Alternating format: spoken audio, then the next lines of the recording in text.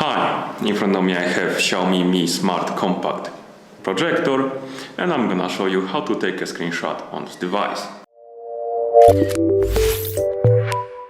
First, let's go to the screen we want to capture. For example, let's open the YouTube app. And now to take a screenshot, we need to press and hold the power button on the remote controller.